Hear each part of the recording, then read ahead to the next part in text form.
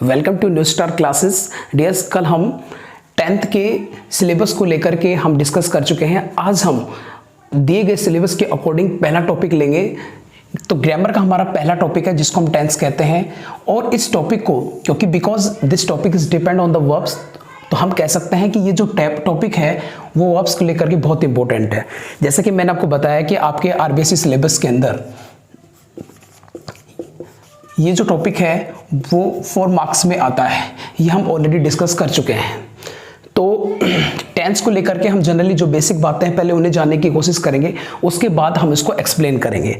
तो देखिए, टेंस है, टेंस के बारे में हम जानते हैं कि टेंस है, उसके कितने टाइप्स होते हैं। पहले हम बात करते हैं how many types of tenses.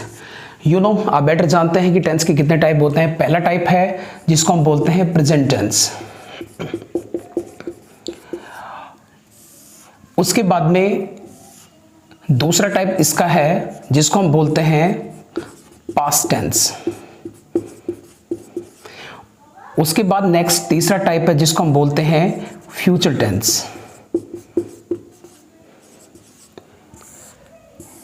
तो डियर वंस, हम सभी जानते हैं कि प्रेजेंट टेंस, पास्ट टेंस और फ्यूचर टेंस, ये टेंस के क्या होते हैं, पार्ट्स होते हैं। तो देखिए, कई बार क्या होता है, कुछ बेसिक चीज ऐसी होती है जो हमें जानने बहुत जरूरी होती है।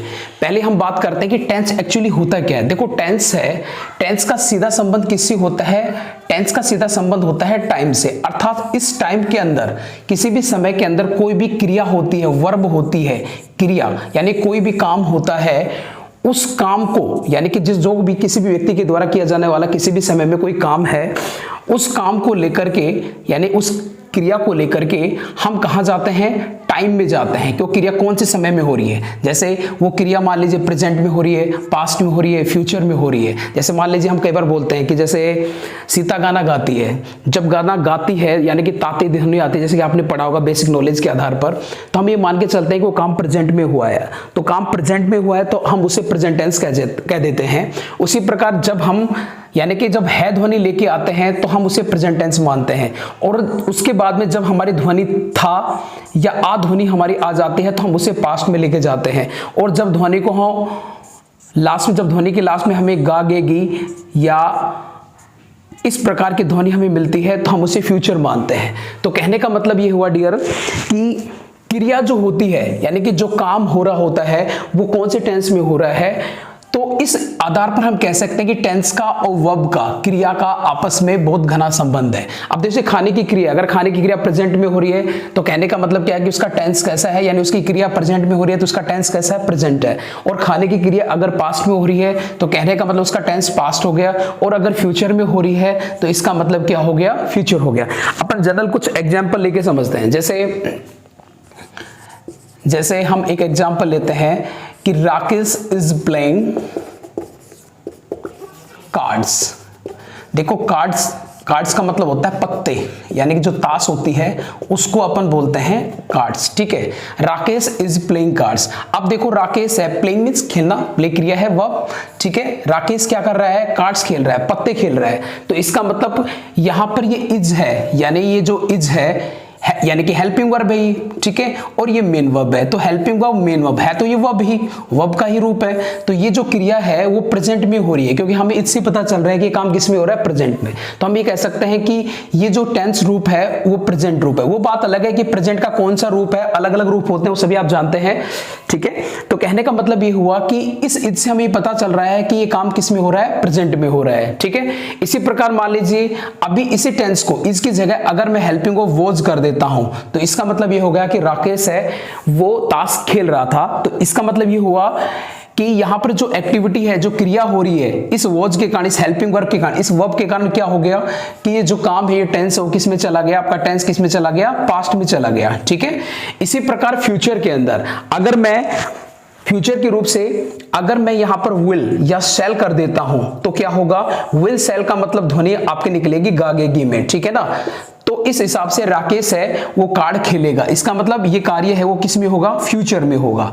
तो कहने का मतलब क्या है कि जो हेल्पिंग वर्ब या मेन वर्ब कह सकते हैं या वर्ब भी बोल सकते हैं उसको, तो ये जो वर्ब है यानी क्रिया जो है वो ही डिसाइड करती है, उसी के अकॉर्डिंग डिसाइड होता है कि कौन सा टेंस है, उसी को देखकर हम डिसाइड कर सकते हैं कि टेंस कौन सा है। तो इसी प्रकार हम जान सकते हैं कि इसके 3 टाइप होते हैं कि प्रेजेंट टेंस, पास्ट टेंस और फ्यूचर टेंस। और टेंस का सीधा और इसका स्टेट जो सीधा संबंध होता है वो किससे होता है? वर्ब से। इसलिए ये टॉपिक वर्ब्स को लेकर, क्रिया को लेकर के और टेंस को लेकर के बहुत ही इंपॉर्टेंट टॉपिक है।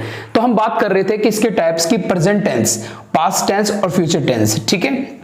तो ये इसके 3 प्रकार हैं। तो हमने अभी तक क्या सीखा है कि टेंस का संबंध किससे होता है? वर्ब से होता है। क्रिया अलग अलग समय में होने वाली क्रिया है वही टेंस बताती है। अगर प्रेजेंट में कोई काम होता है, क्रिया होती है, तो वो प्रेजेंट टेंस को दर्शाएगी। पास्ट में होती है तो पास्ट टेंस में, और फ्यूचर में होता है तो फ्यूचर टेंस में, ठीक है। तो इस प्रकार ये इसके 3 टाइप्स होते हैं।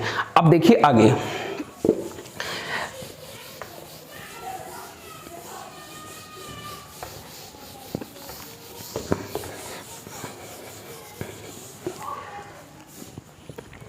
अब देखिए, अब हम बात करते हैं पहले प्रेजेंट टेंस की। प्रेजेंट टेंस, अब देखो ये प्रेजेंट टेंस आपका है, ठीक है। एक एक को हम लेके चलेंगे। इस प्रेजेंट टेंस के कितने पार्ट्स होते हैं? सबके 4 पार्ट्स होते हैं। तो प्रेजेंट टेंस का जो पहला पार्ट्स होता है उसको हम बोलते हैं dear present indefinite, present indefinite tense, ठीक है। कुछ लोग इसे सिंपल प्रेजेंट टेंस भी बोलते हैं, सिंपल प्रेजेंट टेंस, ठीक है। उसके बाद इसका दूसरा पार्ट है जिसको हम बोलते हैं present continuous, present continuous tense, okay. उसके बाद में तीसरा इसका पार्ट है जिसको हम बोलते हैं present perfect tense, present perfect tense. उसके बाद चौथा आपका है present perfect continuous, present perfect continuous tense. इस तरीके से इस प्रेजेंट टेंस की यानी प्रेजेंट में होने वाली जो क्रिया है, जो गतिविधियां हैं, उसके 4 रूप होते हैं। पहला है प्रेजेंट इंडेफिनिट टेंस या सिंपल प्रेजेंट टेंस बोलते हैं। दूसरा हमारा है प्रेजेंट कॉन्टिन्यूअस टेंस, ठीक है। उसके बाद तीसरा अपना है प्रेजेंट परफेक्ट टेंस और चौथा आपका है प्रेजेंट परफेक्ट कॉन्टिन्यूअस टेंस। इस तरीके से ये 4 रूप प्रत्येक प्रेजेंट टेंस की प्रेजेंट टेंस के होते हैं। देखिए अभी हमारा बाद में आएगा पास्ट टेंस।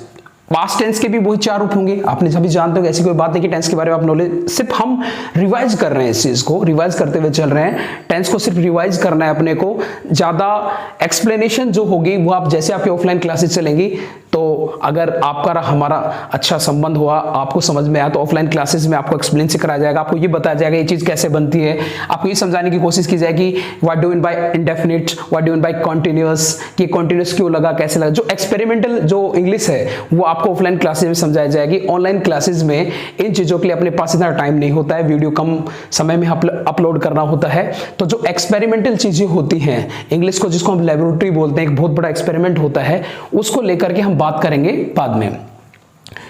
तो हम कह रहे थे कि दूसरा पार्ट इसका प्रेजेंट कॉन्टिन्यूअस, तीसरा प्रेजेंट परफेक्ट और चौथा प्रेजेंट परफेक्ट कॉन्टिन्यूअस। तो देखिए इसी प्रकार प्रेजेंट के ये 4 पार्ट्स है, उसी प्रकार पास्ट के और फ्यूचर के भी 4 होते हैं सेम। बस यहाँ प्रेजेंट है तो यहाँ पास्ट हो जाएगा, तो पास्ट इंडेफिनिट टेंस हो जाएगा, ठीक है। यहाँ पास्ट कॉन्टिन्यूअस टेंस हो जाएगा, यहाँ पर पास्ट परफेक्ट टेंस और यहाँ पर आपका पास्ट परफेक्ट कॉन्टिन्यूअस टेंस।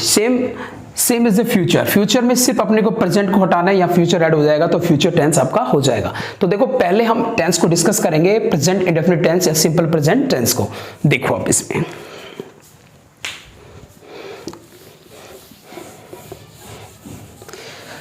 तो देखिए प्रेजेंट इंडेफिनिट टेंस या सिंपल प्रेजेंट टेंस, इसके बारे में अपन बात करते हैं। सबसे पहले हम पहचान की बात करते हैं कि देखिए जब प्रेजेंट इंडेफिनिट टेंस या सिंपल प्रेजेंट टेंस हमारे सामने होता है तो हम इसको कैसे पहचानें। देखो सबसे पहले हिंदी की बात करते हैं। हालांकि देखिए 10th के नज़रिए से हिंदी आपके लिए इंपॉर्टेंट नहीं है। हालांकि आप हिंदी मीडियम या इंग्लिश, जो बच्चे इंग्लिश मीडियम के हैं वो इस बात को बेटर समझ सकते हैं कि हिंदी वर्ड्स का कोई लेना देना नहीं। इंग्लिश के पेपर में हिंदी का एक वर्ड भी नहीं आएगा, सिर्फ एक्सप्लेनेशन और समझने के लिए आप हिंदी यूज कर सकते हैं। बाकी मैं आपसे ये कहूँगा कि थोड़ा सा इंटरेस्ट आप इंग्लिश में बनाते हुए आप इंग्लिश के नज़रिए से हिंदी को समझने की कोशिश कीजिए। हिंदी से इंग्लिश क्यों नहीं? क्यों? क्योंकि देखिए अब मैं आपको बता दूंगा, पहचान आप सभी जानते हैं, प्रेजेंट न्यू टेंस में ता है, ते है, ते इत्यादि आते हैं पहचान। लेकिन एक्चुअली जो सेंटेंस, जो टॉपिक आपका आ रहा है, क्या आपको वहां ता ते ती मिलेगा? नहीं मिलेगा। तो कैसे पहचानेंगे? देखो, तो यहां पर आपको जो पहचान करनी है, यानी जो आपको आइडेंटिफिकेशन लेनी है, यानी कि पहचान जो आपको सेंटेंस में करनी है वो आपको इंग्लिश से करनी है डियर। अगर आप इंग्लिश से पहचान नहीं करोगे तो आपको कुछ समझ नहीं। और इंग्लिश की पहचान भी आसान है, ऐसा नहीं है इंग्लिश की पहचान आसान नहीं है। इंग्लिश की पहचान आप इजीली आसानी से कर सकते हैं। लेकिन कैसे करेंगे? देखो, मैंने एक सेंटेंस लिखा, अभी मैंने आपके सामने एक सेंटेंस लिया था, जरा उसको देखिएगा। Rakesh plays cards, okay. Anuradha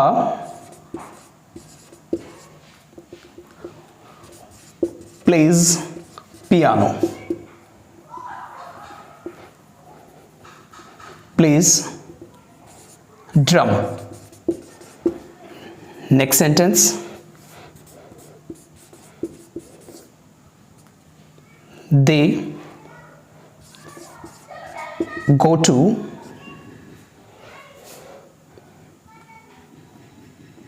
walk daily, okay. और लगा लीजिए, Sonu cooks meal on gas stove। देखिए हमने कुछ सेंटेंसेस यहां पर लिए हैं, ओके। अब इस सेंटेंसेस से हम ये जानने की कोशिश करेंगे कि एक्चुअली इसमें टेंस कौन सा है, ठीक है। क्योंकि हम प्रेजेंट इंडेफिनिट टेंस है, इस पे फोकस कर रहे हैं, तो हम ये जानने की कोशिश करते हैं कि इंग्लिश से हमें कैसे पहचानना है। देखो, आप जानते हैं किसी भी टेंस की, किसी भी सेंटेंस के, सेंटेंस के कितने सबसे इंपॉर्टेंट जो भी पार्ट्स होते हैं कौन कौन से होते हैं? एक आपका होता है सब्जेक्ट, ओके। उसके बाद में आपकी हेल्पिंग वर्ब हो, हेल्पिंग वर्ब के बाद एमवी जिसको मेन वर्ब बोलते हैं, और लास्ट में आपका पार्ट्स होता है ऑब्जेक्ट्स, ठीक है। सबसे इंपॉर्टेंट पार्ट, किसी भी वाक्य को बनाने के लिए उसका सब्जेक्ट्स होना जरूरी है, हेल्पिंग वर्ब, मेन वर्ब और ऑब्जेक्ट्स। ये सारी चीजें होती हैं तो एक सेंटेंस हमारा क्रिएट होता है। हालांकि देखो कुछ चीजें ऐसी हैं अपवाद के रूप में जिसमें सब्जेक्ट नहीं होता, ऑब्जेक्ट नहीं होता, फिर भी वाक्य सेंटेंस कहलाता है। वो आगे आएंगे, आगे बात करेंगे। फिलहाल हम बात करते हैं कि हेल्पिंग वर्ब और मेन वर्ब है, इसको फोकस करना है क्योंकि अपन बात कर रहे हैं टेंस की, ओके। तो देखिए subject, helping verb, main verb, object, ये चीजें होती हैं। तो सब्जेक्ट आप जानते हो किसी वाक्य का कर्ता, कोई भी जो एक्टिविटी, कोई भी काम करने वाला किसी भी वाक्य में होता है उसी को हम सब्जेक्ट कहते हैं। किसी भी वाक्य के अंदर जो भी काम हो रहा है, देखो कोई भी सेंटेंस ऐसा होता है उसमें कोई ना कोई कार्य जरूर हो रहा है, और कार्य को करने वाला कौन है? कोई आदमी, कोई व्यक्ति, कोई ना कोई चीज होगी, और वही उस वाक्य की क्या होगा? सब्जेक्ट होगा।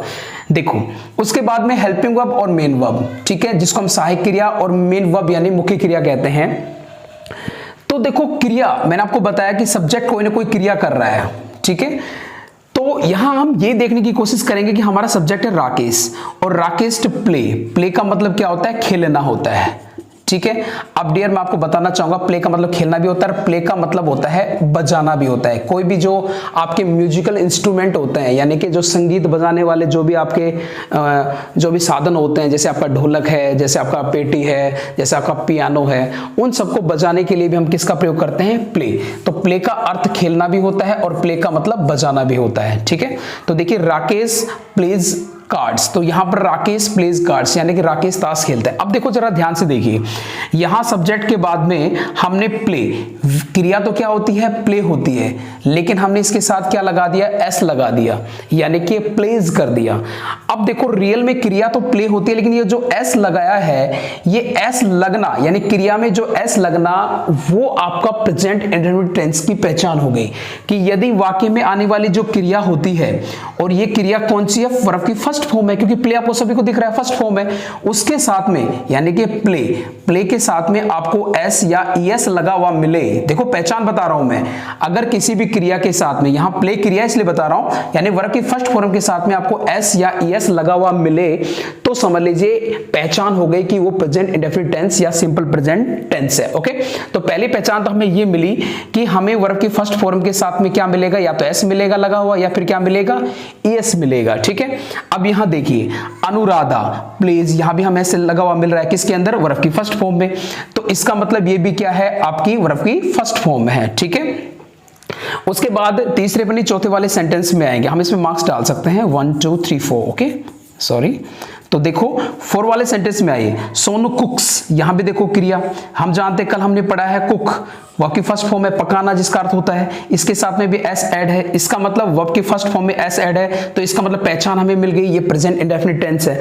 और जरा यहां देखिएगा चौथे वाले सेंटेंस में, ठीक है, इस वाले सेंटेंस में हम क्या कर रहे हैं कि हमें सब्जेक्ट मिल रहा है दे, और दे के साथ में हमें क्रिया क्या मिल रही है, गो। हम अच्छे से जानते हैं कि गो है वो वर्ब की कौन सी फॉर्म है, फर्स्ट, वर्ब की फर्स्ट फॉर्म है, लेकिन इसमें एस और एस तो नहीं लग रहा। ठीक है, इसका मतलब ये है अगर क्रिया अकेली वर्ब की फर्स्ट फॉर्म आती है तो भी वो प्रेजेंट इंडेफिनिट टेंस होगा। तो यहां पर हम दो चीजें पढ़ रहे हैं, अगर किसी वाक्य के अंदर मेन वर्ब के अंदर आपको वर्ब की फर्स्ट फॉर्म दिखाई दे तो भी वो प्रेजेंट इंडेफिनिट टेंस है, और वर्ब की फर्स्ट फॉर्म के साथ में एस और एस लगा हुआ नजर आए तो भी वो प्रेजेंट इंडेफिनिट टेंस यानी सिंपल प्रेजेंट टेंस है। तो इसका मतलब सीधा सीधा ये हो गया कि किसी वाक्य में वर्ब की फर्स्ट फॉर्म को ही प्रेजेंट इंडेफिनिट टेंस या सिंपल प्रेजेंट टेंस कहा जाता है। ठीक है, अब इसमें एस जहां कहीं लग रहा है कहीं नहीं लग रहा है, इसका एक कारण है, वो अभी हम पढ़ेंगे कि किस कारण के कारण, ऐसा कौन सा कारण है जिसके कारण हम किसी वाक्य में एस लगा रहे हैं, आई मीन किसी भी वाक्य में कि मेन वर्ब में एस लगा रहे हैं, और किसी वाक्य के सब्जेक्ट के बाद में मेन वर्ब जो आते हैं उसमें एस या ईएस नहीं लगा रहे हैं। इसके पीछे रीजन और कारण क्या हो सकता है वो अब हम अकॉर्डिंग टू रूल देखेंगे, नियम को जानने के साथ साथ इसको समझने की कोशिश करेंगे कि ऐसा क्यों होता है। तो देखिए, सबसे पहली बात तो आपको यही समझना है कि ये किसके कारण हो रहा है, कि कहीं पर एस लग रहा है, किसके कारण कहीं पर एस नहीं लग रहा है, थोड़ा आप समझने की कोशिश कीजिए। देखो, अभी हमने आपको बताया कि वाक्य में सब्जेक्ट होता है जिसको हम क्या बोलते हैं, कर्ता बोलते हैं, और ये जो सब्जेक्ट होता है ना डियर, जिसको कर्ता बोलते हैं, इसके दो ही रूप हो सकते हैं, या तो वो क्या होगा, सिंगुलर होगा, एक वचन होगा, और या वो क्या होगा, प्लूरल यानी कि बहुवचन होगा, सिंगुलर होगा या फिर क्या होगा, प्लूरल होगा। तो देखो, सिंगुलर सब्जेक्ट यानी कि कर्ता एक वचन, कर्ता एक वचन में आप सभी जानते हैं कि दुनिया के जितने भी व्यक्तियों के नाम हैं वो सिंगुलर सब्जेक्ट होते हैं, राम श्याम सीता गीता रोहन मोहन सीता जो भी है वो सारे के सारे क्या होते हैं, सिंगुलर सब्जेक्ट होते हैं। इसके अलावा हमारे पास ही है, सी है, ठीक है, इसी प्रकार इट है। ओके, ये आपकी सिंगुलर सब्जेक्ट है। अगर कोई भी वस्तु एक वचन में आती है, जैसे चेयर है एक वचन है, पेन है एक वचन है, उन सबको हम सिंगुलर सब्जेक्ट मानेंगे। ओके, इसी प्रकार प्लूरल में क्या होता है, प्लूरल में हम लेते हैं यू को, दे को, ठीक है, इसी प्रकार वी आपका प्लूरल सब्जेक्ट है। ठीक है, इसी प्रकार मान लीजिए, अब जैसे मैंने आपको बताया कि वस्तु जैसे चेयर है एक वचन में, लेकिन चेयर का अगर चेयर्स आ जाता है, बहुवचन बन जाता है, यानी थिंग, वस्तु जब होती है, एक अकेली वस्तु होती है तो वो तो एक वचन में आएगी, और वस्तु जब बहुवचन में बन जाएगी, जैसे थिंग का थिंग्स बन जाएगा।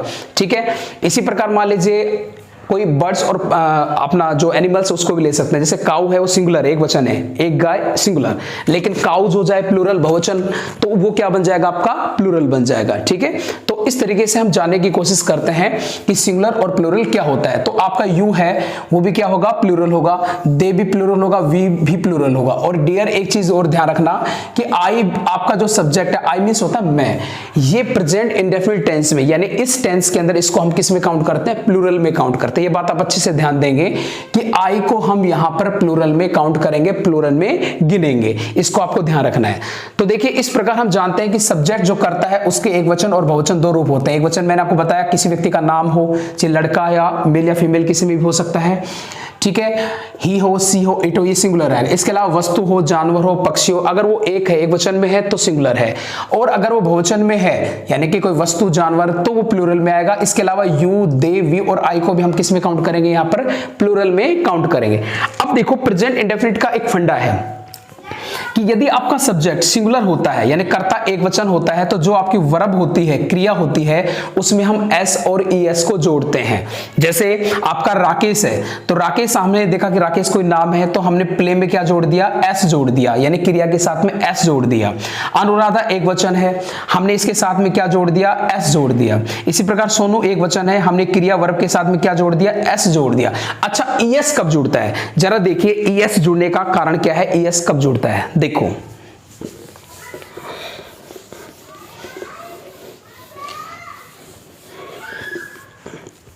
जैसे सी possesses me, देखो he catches a kite,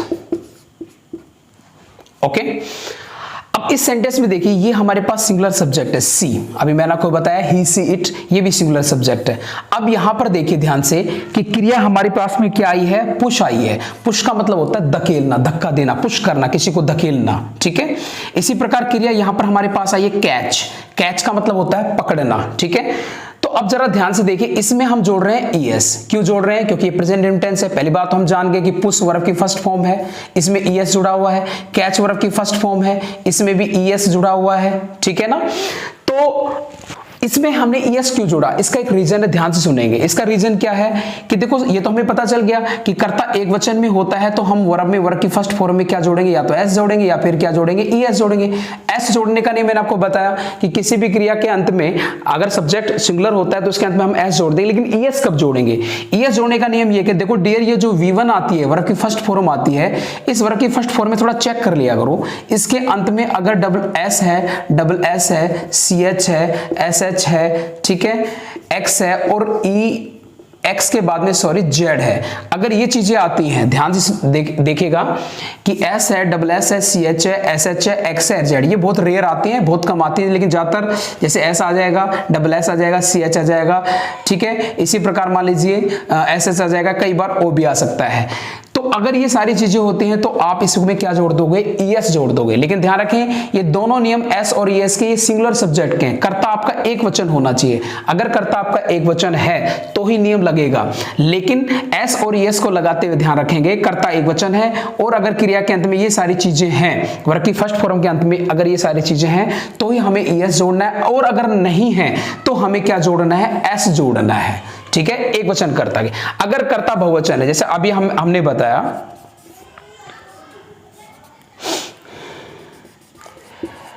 they meet my uncle daily, अभी मैंने ये सेंटेंस लिखवाया आपसे। तो अब जरा देखिए, दे आपका प्लूरल सब्जेक्ट है, ओके।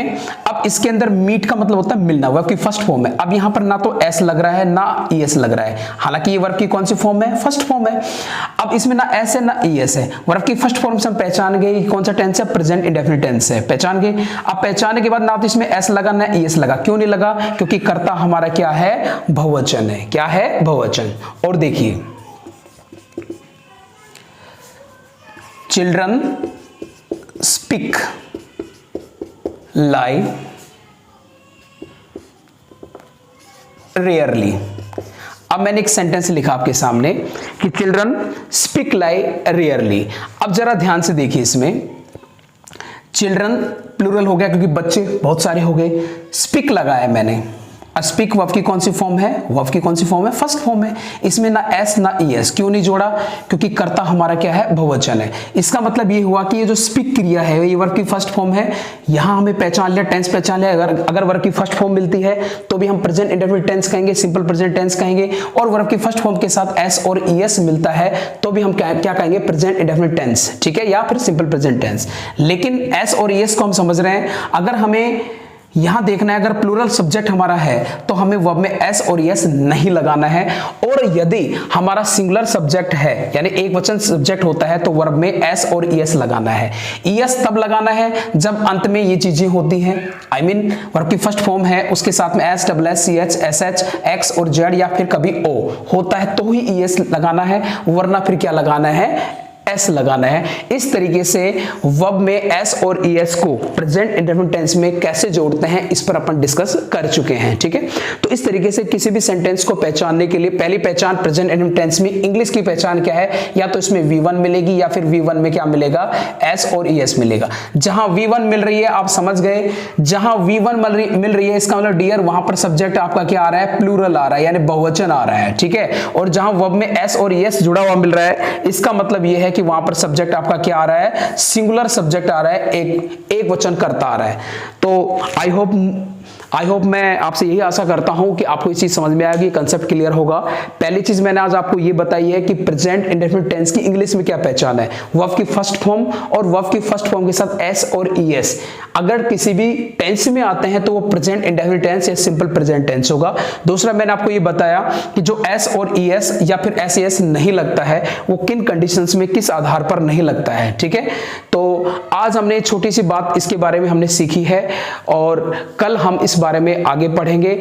हमारा जो उद्देश्य है वो ये नहीं कि मान लीजिए किसी घास को मतलब घास की तरह कटवा करके किसी टॉपिक को समाप्त कर देना, ऐसा अपना कोई उद्देश्य नहीं है। अपन किसी भी टॉपिक को धीरे धीरे आराम से पढ़ते हुए चलेंगे। लॉकडाउन है, लंबा समय है, अच्छे से सीखने की कोशिश करेंगे, इसके पीछे छुपी हुई जो चीजें हैं उसको जानने की कोशिश करेंगे, ठीक है। तो इस तरीके से मैं आपसे आशा करता हूं कि आपको ये बहुत अच्छे समझ में आएगा और इसके बाद नेक्स्ट वीडियो में हम मिलते हैं कल। आपको नेक्स्ट वीडियो जल्दी ही प्रोवाइड किया जाएगा।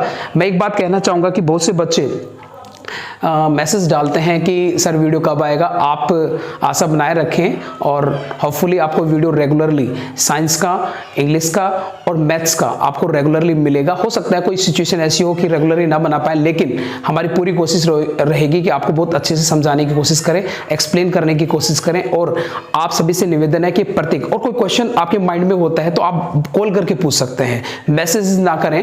और प्रत्येक टॉपिक को सीरियल वाइज धीरे धीरे आराम से उसको उतारते हुए समझते हुए करें। ये जो क्वेश्चंस हैं, जो एग्जांपल आपको नोट करने हैं, बेसिकली आप इसमें घबराने की जरूरत नहीं। इसके हम पीडीएफ बना के अपने नोट्स की जो हैंडराइटिंग की पीडीएफ बना के आपको डालेंगे और उसके बाद आप उसको अपनी जो नोटबुक है उसमें आप नोट कर सकते हैं, ठीक है। तो बी सेफ और मास्क लगाइए, अपना घर पे सुरक्षित रहिए और आपसे ये निवेदन करते हैं कि आप रेगुलरली स्टडी करते रहें, टाइम वेस्ट ना करें। ओके।